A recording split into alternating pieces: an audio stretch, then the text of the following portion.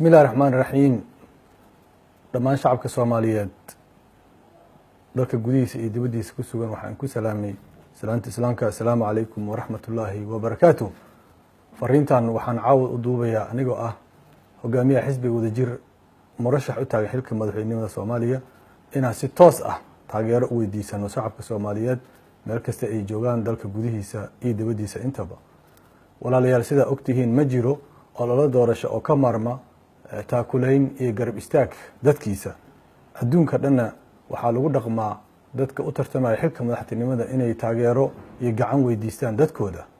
waxa ayaan darro ah inay caado noqotay ama la caadaystay in lagu faano taageero ajnabi iyo dhaqaale laga helo dowlado shisheeye, taasoo keentay in qof kasta oo xilka Soomaaliya ku soo baxo oo maxbuus u noqdo cidii taageertay go'aankeeda.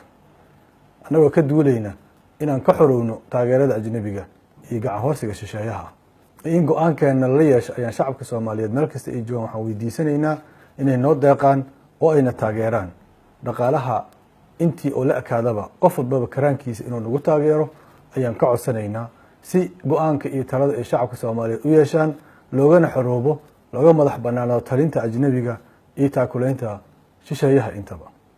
waxaan inkugu baaqayaa oo inka rajaynayaa oo inka codsanayaa in aad na taageertaan oo aad gacan noo fidisaan. waxaan u mahad celinayaa dadka taageerayaasha u ahaa xisbiga wadajir intii uu soo jiray oo gacanta la garab istaagnaa. waxaan uga mahad celinaynaa taageeradaas xoogga leh ay nala garab taagnaadeen sanadihii adkaa ee aan soo gudubnay.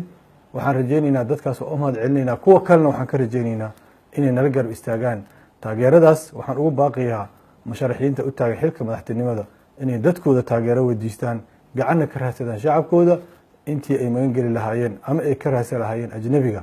waxaan mar kale ku celinayaa oon abiil u dirayaa oo aan codsigayga ku xoojinayaa shacabka Soomaaliyeed inay taageero noo fidiyaan. taageeradooda ayaana nagu filan iyo Ilaahay subxaanahu wa tacaala oo aan tala saarano guushana waan gaari doonaa haddii Ilaahay yiraahdo. dhaqankaas cusub iyo sunnadaas cusub ayaan doonaynaa shacabkeena inaan u bilowno. waa mahadsantihiin. wassalaamu calaykum waraxmatullaahi wabarakaatu.